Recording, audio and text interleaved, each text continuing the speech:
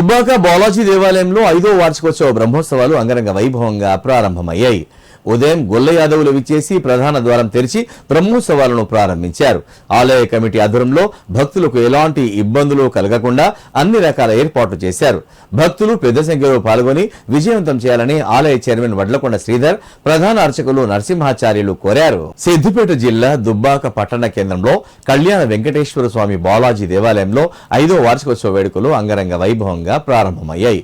ఈ సందర్భంగా ఆలయ చైర్మన్ వడ్లకొండ శ్రీధర్, ప్రధాన అర్చకులు నరసింహాచారి మాట్లాడుతూ 5వ వార్షికోత్సవానికి సంబంధించి ఆలయ కమిటీ ఆధ్వర్యంలో అన్ని రకాల ఏర్పాట్లు పూర్తి చేయడం జరిగిందన్నారు.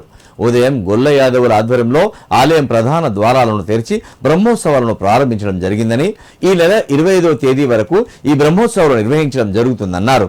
సుప్రభాత సేవ, తీర్థప్రసాద వితరణ, సాయంత్రం విష్ణు సహస్రనామ పారాయణం, పుణ్యాహవచనం మొదలైన కార్యక్రమాలు నిర్వహించనున్నట్లు తెలియజేశారు. శుక్రవారం యాగశాల ప్రవేశం, ద్వాదశకాల శారదాన, గరుడ ప్రసాదం, దేవత ఆహ్వానం, సామూహిక వరలక్ష్మి వ్రతాలు మొదలైన కార్యక్రమాలు నిర్వహిస్తున్నట్లు తెలిపారు. శనివారం రోజున నిత్య హోమము, సుదర్శన హోమము, 108 దంపతులచే వెంకటేశ్వర వ్రతం, రాయబారం, ఎదుర్కొండ్ల ఉత్సవం, కళాకారుల చేత కూచిపూడి నృత్య ప్రదర్శన, సాయంత్రం కళ్యాణ మహోత్సవం అంగరంగ వైభవంగా నిర్వహించనున్నట్లు తెలిపారు. సోమవారం రోజున శాంతిపటము, శాశ్వత సభ్యులకు ప్రత్యేక పూజా కార్యక్రమాలు, రథోత్సవం జరపనున్నట్లు చెప్పారు.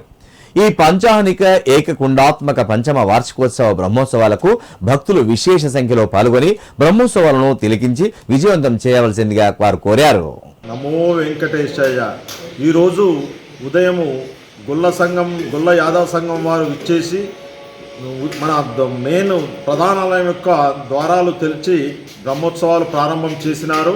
ఈరోజు సాయంత్రము యాగశాల ప్రవేశము ఇవన్నీ జరుగుతాయి. ఇక్కడ నుంచి రేపు గరుడ ప్రసాదము, ఎల్లుండి శ్రీనివాస కళ్యాణోత్సవము, ఇవన్నీ వరుసగా 5 రోజులు అంగరంగ వైభవంగా కార్యక్రమాలు ఉన్నాయి. ఈ కార్యక్రమాలు అన్నిటికీ కూడా ప్రజలు తండోపతండాలుగా విచ్చేసి స్వామివారి కృపకు పాత్రలు కాగలను మనవి చేస్తున్నాను.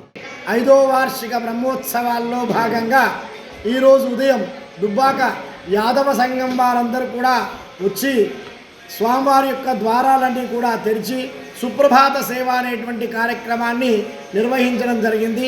దాదాపుగా ఒక 200 మంది కుటుంబాలు ఆ యొక్క కార్యక్రమానికి రావడం జరిగింది.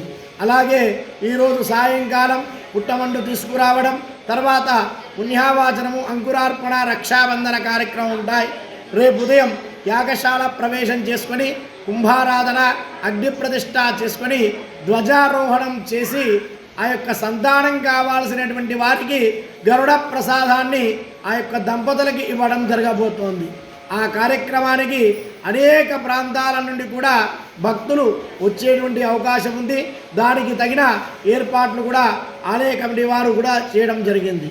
అలాగే శనివారం రోజు నాడు స్వామివారికి దుబ్బాకలోని పద్మశాలి సంఘం వారు మరియు వైశ్య సంఘం వారు కూడా స్వామివారికి పుట్టింటి సారే, బట్టలు, వస్త్రాలు, తర్వాత సంభారాలన్నీ కూడా తీసుకొని దాంతోపాటుగా దుబ్బాకలోని స్వర్ణకారుల సంఘం వారు కూడా